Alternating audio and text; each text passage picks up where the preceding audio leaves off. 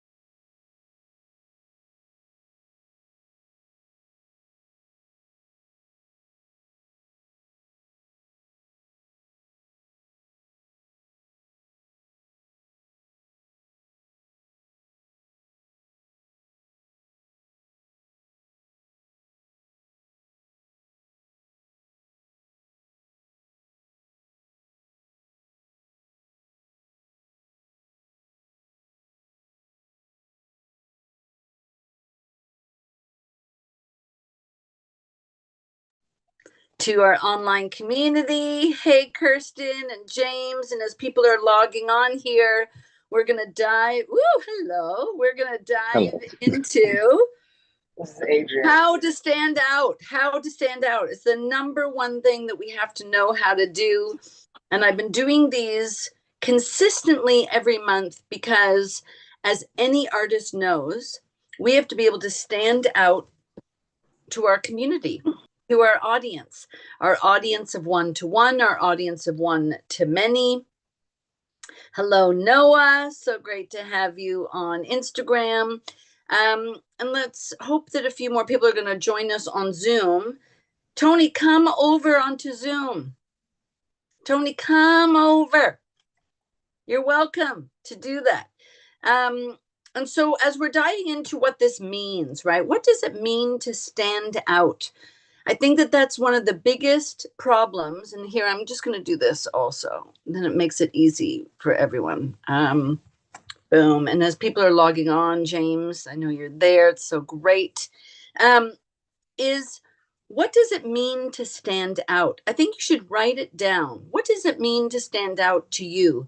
What does it mean to stand out? You all know, because if you're using any kind of social media at all, you know what that looks like, right? You know that it's very difficult to carve out that audience when you're trying to cast a huge, wide net. When you're casting, hey Dee, it's nice to have you join us on here.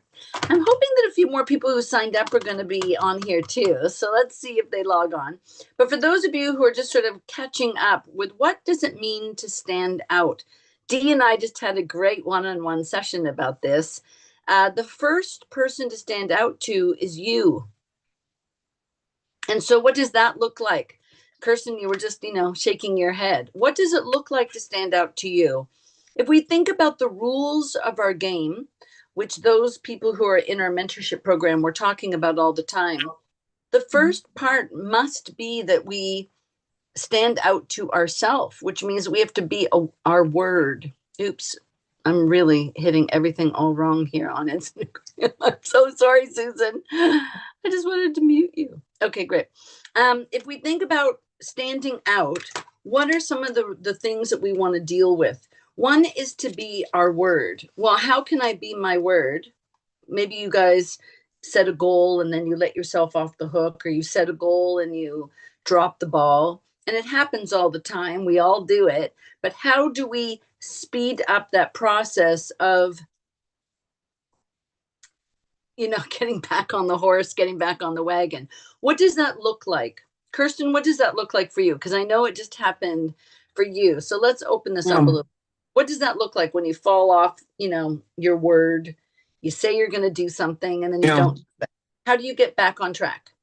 Well, first of all, I just figure out, I try to remember who I am, what I do, who I do it for, and why do I do it.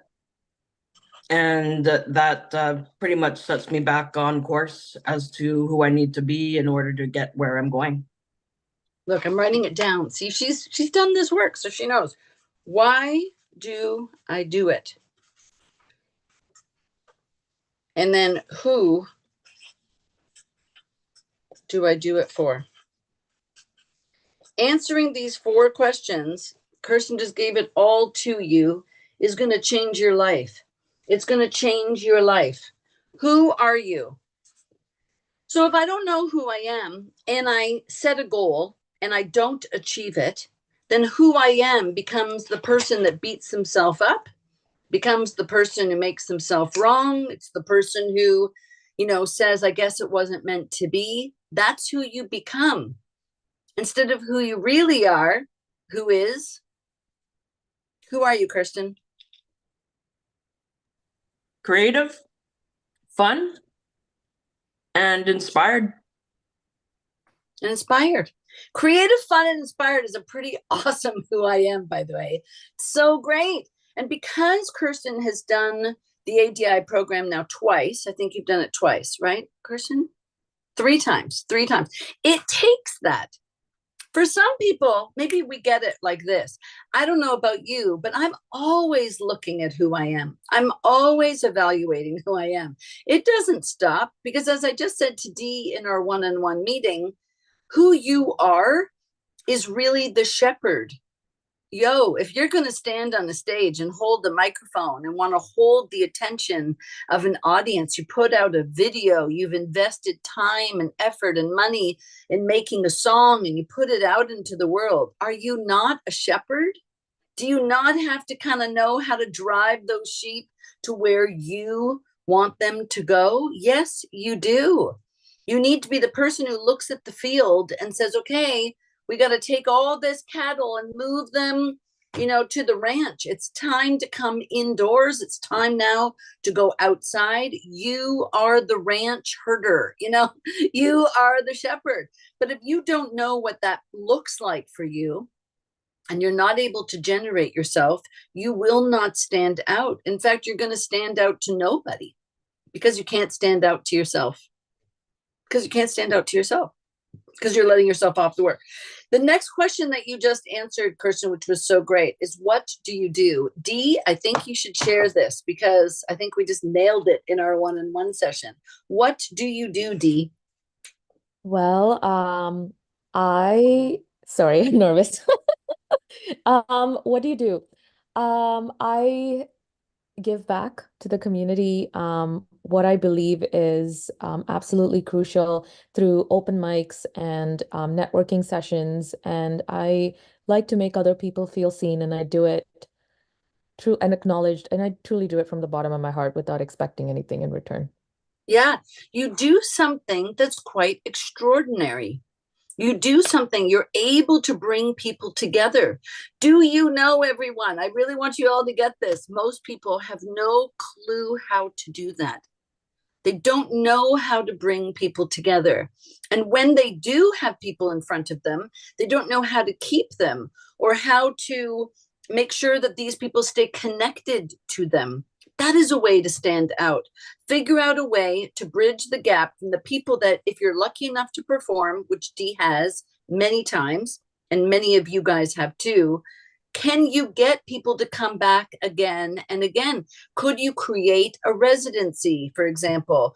Dee is created an open mic every month. People can guarantee that is happening. It's like our boot camps. It happens every 2 months. People can guarantee that it is happening.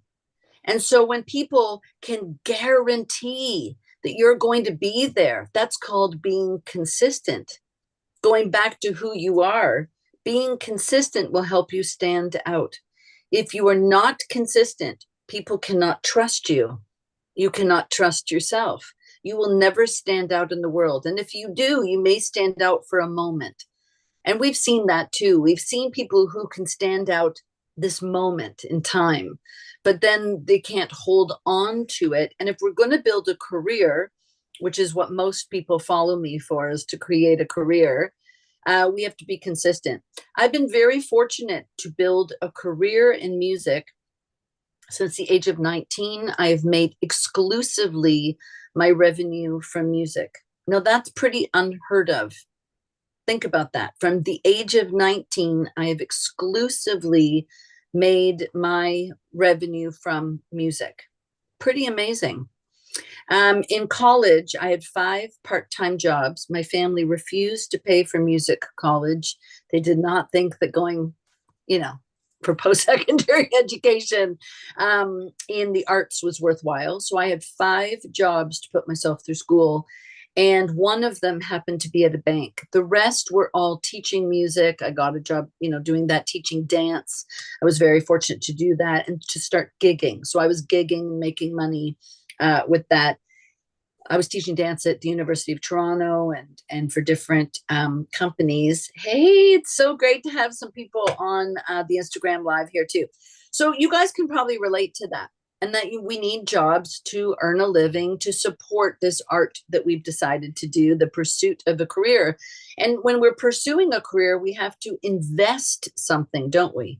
We have to invest in building our skills. And this is another way of standing out under that second question of what do you do?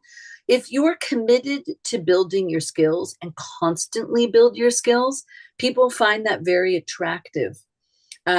Because I will always have an ability that other people don't. Most people cap their skill level. I'm not sure why, if that is on a psychological level to stay comfortable, or if that's a real desire. Do you know what I mean? Like some people they're comfortable and they don't want to keep growing and learning. I think that once I call myself a career, I've invested then in not just a job. You know the distinction between a job and a career, right? If we think about a job, I get paid, I show up for that job. A career is something that I'm investing in constantly. I'm going to keep learning, keep growing. I'm going to keep building my skills with time, with effort, and with money. I'm going to keep finding coaches and finding programs and finding ways of building my skills. Does that make sense? So that's a really clear distinction of how to stand out also. Many, many people get comfortable. And so the ability to stand out lessens over time, because you stay only doing the one thing. If you think about an actor is a bit like that. The actor that only can play one role eventually, usually, kind of weans themselves out. The actor that's a bit more versatile. And that's also tough in the music industry when we are told constantly that you need a niche, that you can only do one genre. But we know that that is not true. You can do more than one genre. In fact, Dee and I were just talking about that multi-genre. In fact, a way to stand out is to think about how to expand ourselves beyond the one genre, because now I start to describe myself not by the genre in which I sing or the thing that I do alone. I start to describe how I stand out by the third question, which is, why do I do it? Why do I do what I do? Why do I constantly invest in myself? Why do I constantly grow? Why do I constantly want to stand on the stage? Why do I want to share who I am and what do I do? Why do you want to do that? You want to stand out? Start sharing your why. Because this is actually what people then start to see themselves in. You're doing something most people will never do, which is to stand on a stage and hold a microphone or even pursue a career at all. Most people will not do that. Most people will be the sheep. Most people will look for the shepherd. And you, as the artist, have to be the shepherd. Does this all make sense? Is this starting to hello? Right. So guess what? That's why you're here, because then as a group of shepherds, a group of leaders, why do leaders around the world have these world meetings, right? Whether it's the 8 that come together, the 20 that come together, we come together in order to elevate our game, to keep elevating what we do. We're going to keep investing in why we want to keep going, keep growing, keep expanding, keep sharing. So your why is actually what most people find interesting. And I'll just go a little deeper on that. Who I am actually is not interesting to other people. Okay, so who I am is important for me, but it's not really important for others. Even what I do is not important to other people. It's important to me to know. It's the third question that is very important to your audience. If you want to stand out, start sharing why you do what you do, why you are who you are. Does this make sense? The why, then, like I said, they can see themselves. People are very interested in them. So if I stand on a stage, what is the first thing that I'm going to do? Is I'm going to acknowledge the audience. I'm going to compliment them. That's the first thing I'm going to do. I'm not going to say my name because they don't care just yet. They will. But the first thing I want to do is acknowledge and compliment them. I want to come out and say, you guys, the energy in this room is phenomenal. You are so extraordinary. I may even call out people by name. Oh my God, look at this. You guys are, look at you partying over there. Look at you with your arms up. Look at that sign. You know, Drake, when he came to Toronto, many people were posting in his show, him walking around the stage for like 15 minutes and just acknowledging everyone's signs. That allows the audience to feel seen. I'm not performing at, I'm performing for. I am doing what I do in life for who? That's our fourth question that Kirsten said.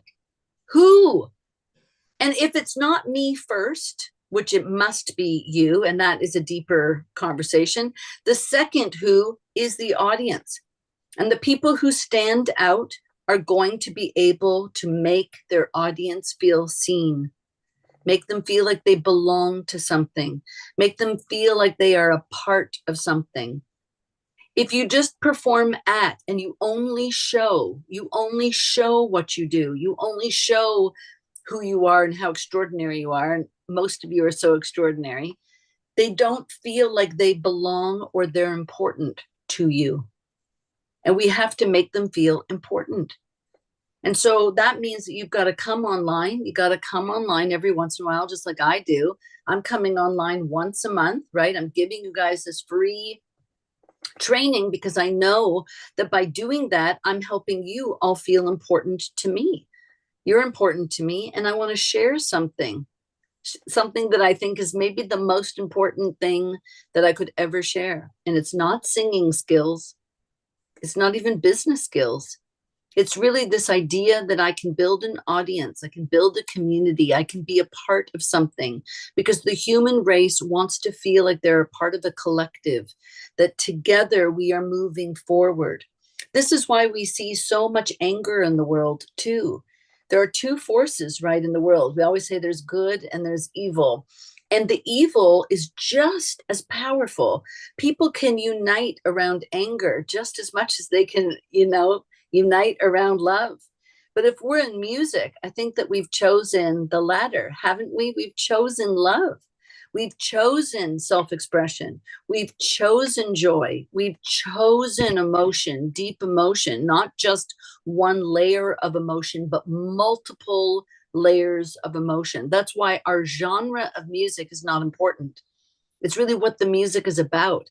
What is the message in the music, so that we can express it within different genre, different production. It's irrelevant. I have a message, and that message can connect me to an audience. That's why I connect to myself. The first layer of audience. So we said these 4 questions. The next thing to really then address, and I've said it now already a bunch of times, is who is the audience? Who am I doing it for? And so it's 1-to-1. Stop trying to stand out to many. Stop trying to stand out to everyone. It's not possible. I don't need everyone to like me. And in fact, the most successful people on the planet are not trying to get everyone to like them. Along the way, they've already decided that their audience is 1-to-1. They want like-minded people, a very specific audience, to appreciate what they do and what they can do for them. I'll give you an example. If we think about like Nike, which I often use, and most marketing experts, by the way, will use Nike or Coke, I just was at the Coke studio in LA. It was very cool. And we think about this brand, Coke versus Pepsi, Adidas versus Nike. Okay. They're all very successful companies, but Coke stands out and will always stand out. First of all, I don't want to offend anyone who's a Pepsi fan. Anyone who's a Pepsi fan, I'm definitely a Diet. Oh, you are? Jennifer, I am definitely like a Diet Coke queen. Okay. I grew up like on Diet Coke. I love it so much, but it's so bad for you. So bad. But Coke as a brand stood out because of a feeling. Not that this is what Coke can do for you in terms of health benefits, because there are none. What did they do? This gives you a feeling of happiness, of togetherness. And when I was in LA, I got to sing while I was at Coke for the corporation. I don't know, but I had to sing, I like to teach the world to sing in perfect harmony. Do you know the song? I like to buy the world a Coke and keep it company. That jingle changed Coke forever, because now it wasn't selling Coke, it was selling a feeling of togetherness, a feeling that if I open this Coke and I drink this Coke, I'm a part of a community of other people who drink Coke too. Same with Nike. Nike stopped selling whatever brand of shoe. It became, if you put this on, you can do anything. They stopped talking about the qualities of the shoe. And you guys can all follow marketing experts on this. They've done studies on this, right, in universities, on what makes the marketing brand to stand out. It's the feeling. And so we in the arts can do the same thing. Stop talking about how great of a singer you are or how amazing your song is, and start talking about how this song can change people's life, that they are a part of your movement. James is incredible at this, James Favron, who's a big part of LVS and the winner of Becoming when we had our COVID contest. And he's created the Better Days Club for his fan base to feel like they are a part of something bigger. So it's not even the music. The music is just a vehicle. It's just a vehicle. It's really this feeling. If I'm a fan of James Favron, I'm a part of his Better Days Club, I feel seen. I feel important. I feel like I'm a part of something. Don't underestimate this power to stand out. 1-to-1. The benefit of this 1-to-1 is eventually it becomes 1-to-many, but it starts small. The smaller, think about Tesla. Tesla is a really great example of a company that were the only ones, and they stood alone for a long time, right? The electric car was actually invented in the late 40s, 50s. Nobody wanted to invest in it. There was lobbies against it, right? Think about how much was against it. And it really took an extraordinary person, Elon Musk, who has social problems, who said, I don't care what other people think. I'm going to invest in this company and start a company. Think about that. To stand out, it took him not caring about other people at all. So part of our message as a human race has been, if I care, if I give and I give and I give, eventually people are going to give back to me. That is not the case. I find that if you look at successful people, and by the way, success always leaves clues, there is a fundamental commonality to people who are successful, that they don't care about others. They don't care about others. They care about themselves. They care about the feeling that they want to give, and they only want to attract people who want that feeling. That's small.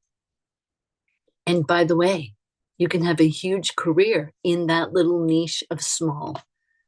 That's what I'm trying, right? Because there's lots of other shoe companies that are very successful. Nike is still by far the #1 shoe company in the world, Yet there are lots of other shoe companies. So under this, is there room for everyone? Of course there is, because there's millions of people on this planet. We don't need them all to like us. We only need the one-to-one. We need the people who understand who we are and we understand them.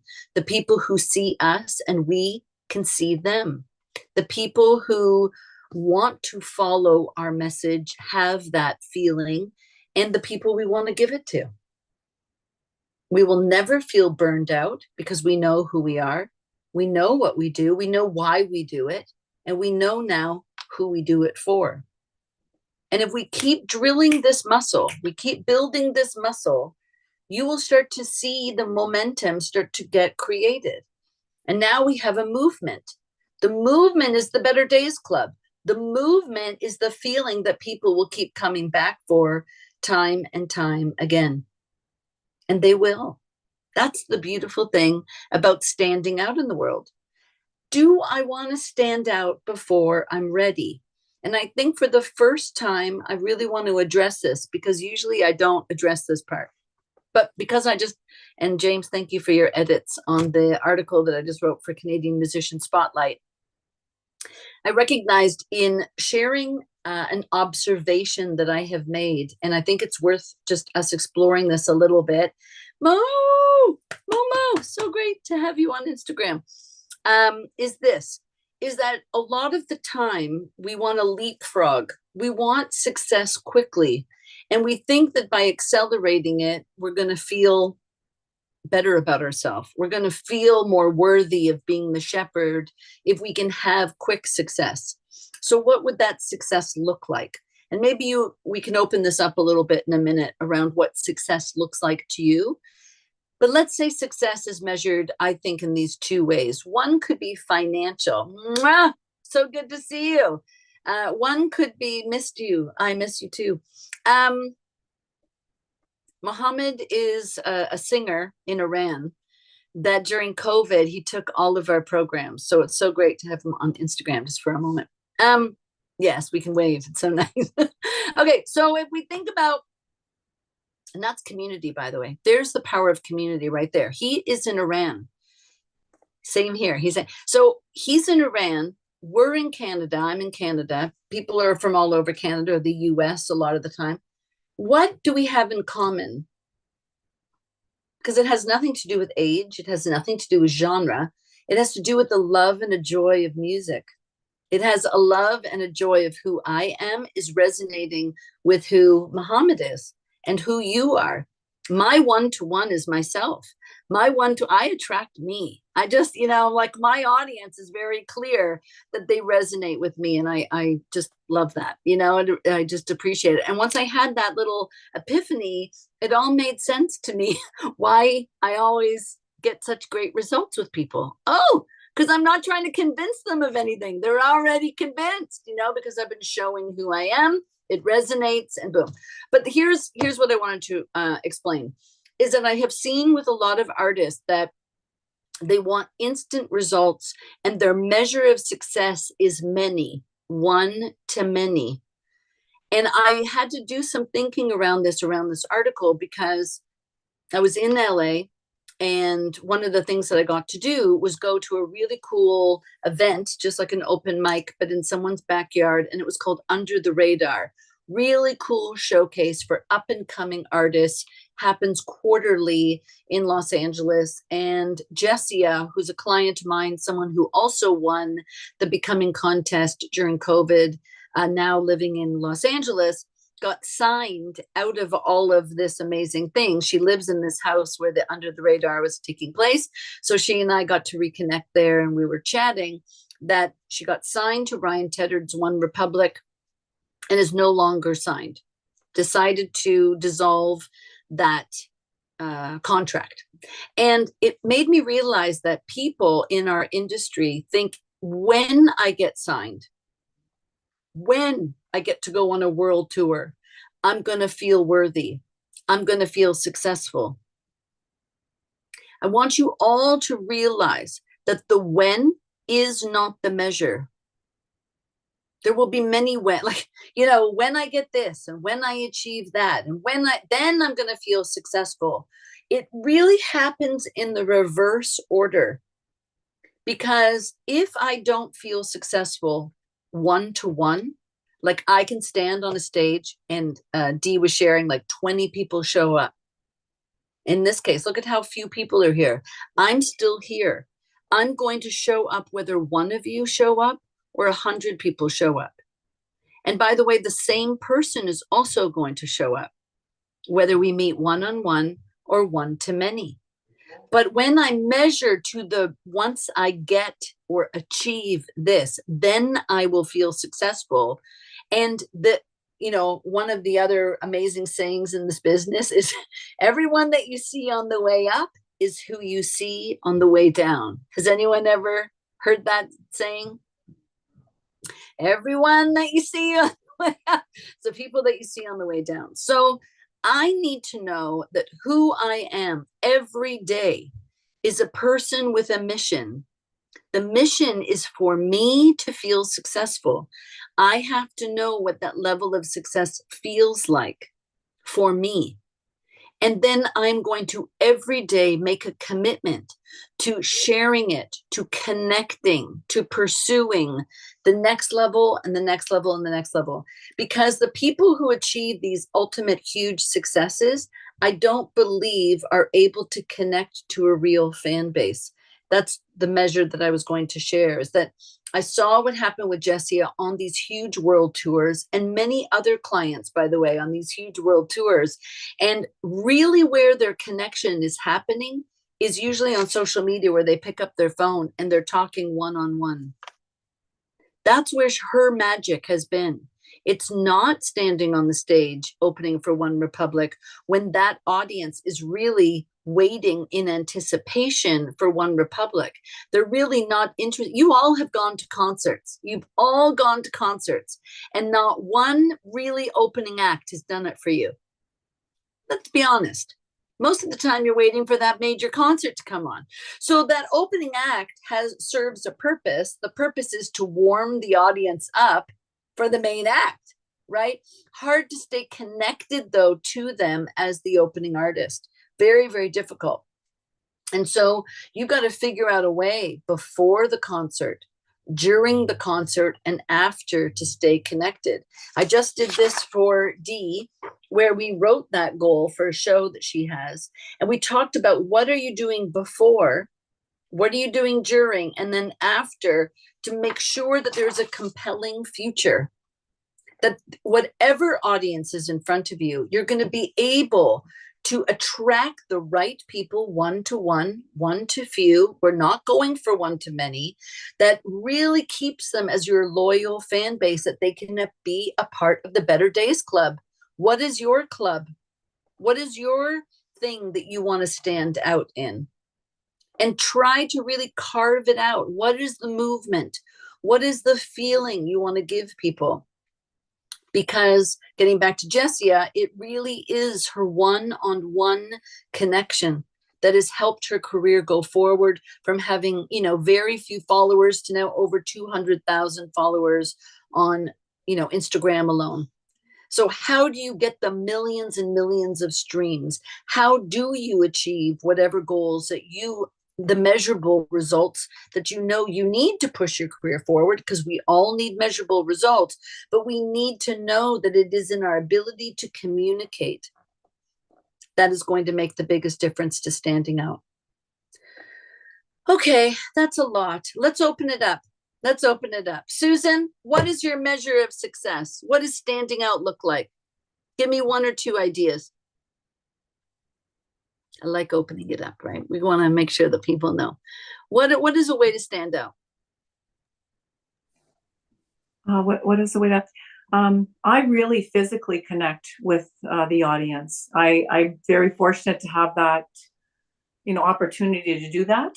And I have to say that your point about the band before the main band, I used a lot of the stuff that you talked about for this exact thing, for a performance of someone coming that we were, chosen to be the preempt to the show. And you know what? I really thought about the whole dynamics of a lot of what you were talking about, and I used that, and it helped. It made a huge difference. In fact, I think it really set us apart. And I think I even forget your question now, but success for me, I really like to see other people do well, and and kind of through that I do well. And I like to put people together, bring people together, connect people. And I think everybody has like an agenda with stuff, right? They have kind of this, okay, if I do this and I'm going to get this and that. You know what? I don't care about that. I love to see people do well, and that's my whole life thing, is that through doing that, it just has made me a better person, and I want to redo that Italian song, because I did a crappy job, because I was not even talking to that guy from California. That I didn't want to do that either, but I got, but that was all good. It was all good because I learned. I thought, you got to be more prepared for things. Okay, Susan, you're first of all, you're speaking much higher. I don't know if you noticed that, but from our 7-day vocal breakthrough challenge, I think it's left some very lasting, amazing qualities to your speaking voice where you're more expressive. Number 2, I really want to go through what you just said. Really important, everybody. If you want to stand out at your next show, get physical. Get the audience to do something. Oh, yeah. If they are only watching, it is passive. Okay, it's passive. It's entertaining to watch something. Think about going to the movies. It's wonderful, right? But when you're at a show, we want to be active, and we want to create a physical connection, whether it's putting people's hands in the air, whether it's getting them to sing. Look at Jacob Collier's success. So massive. And then what I think, Susan, what you're talking, like, do you go into the audience and actually dance with people? I jump off the stage and I do polkas or whatever that they're playing in between instrumentals, and then come back. Oh yeah. Amazing. Definitely. Okay. Yeah. Amazing. Okay. So what else, James? What's a way of standing out?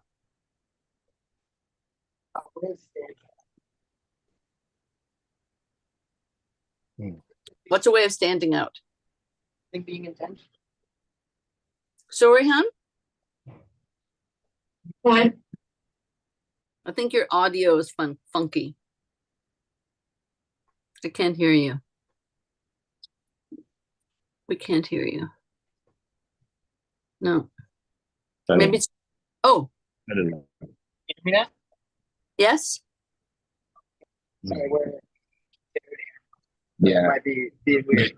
Standing out. I think being intentional. Being intentional is how to stand out. So, but again, that's sort of how, like, who you are is intentional.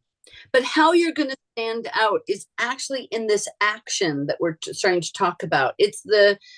So I need to be intentional, but how are you going to stand out to the world? I mean, I know I just complimented you, like with your Better Days Club and all of that stuff. But like, what is the feeling of the Better Days Club? The feeling of the Better Days Club is just being in like supporting community of people that are all kind of like trying to be their best self and trying to help each other be their best self. Right. So the feeling is what you're enrolling people in is this sense of community, everybody. Yeah. You're trying to build a community. And if James is pursuing something, he's saying, come on into my community where you can pursue it too. We can all elevate. We can all feel better. So again, the human race loves this feeling, everyone. This is scientific. This is psychological understanding of the human condition. We are animals, okay? Animals like to be in a pack because there's safety in a pack. Think about it. There's safety. If I'm in a group of people, I feel safer. If I'm an animal, I'm going to feel safer in my pack. I can hunt better. I can get what I want and have more success as a group of lions going in for the kill. Like, let's think honestly, we are animals. We're not so evolved that we are so separate from the animal world. We also, as an animal, are very conditioned. What we focus on is our experience. If I focus in on what is not working versus what is working, that will be my experience of life. We got to train our minds.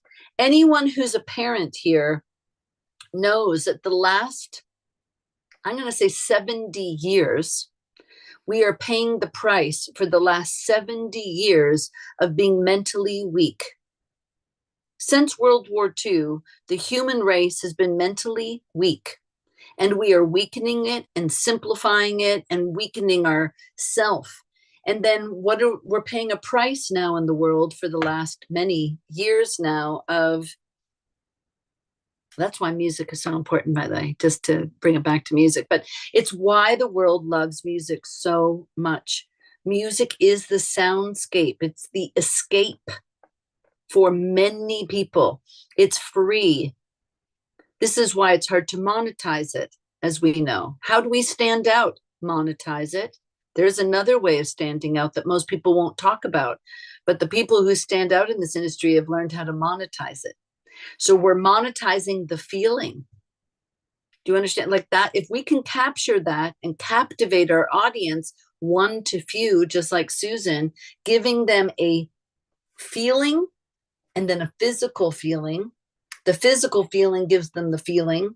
The feeling is something memorable. That memorable feeling, I want it again. It's like a little chain. Does that make sense? I want it again and again.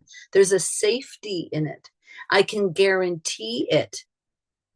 So it's not like going to a restaurant and one time the meal is delicious and the next time you go and it's not. Are you going back? Are you recommending it to a friend?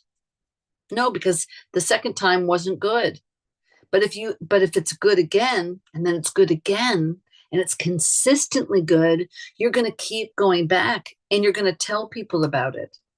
And usually, do you know, there's also something interesting scientific about this. Most people go to a restaurant and order the same thing. They don't order a different thing. They go to that restaurant for that thing that they had the first time that they really liked. Do you like, you're all nodding because you know it's true. Like you don't go and look at the menu and like, let's try something new. Some people will.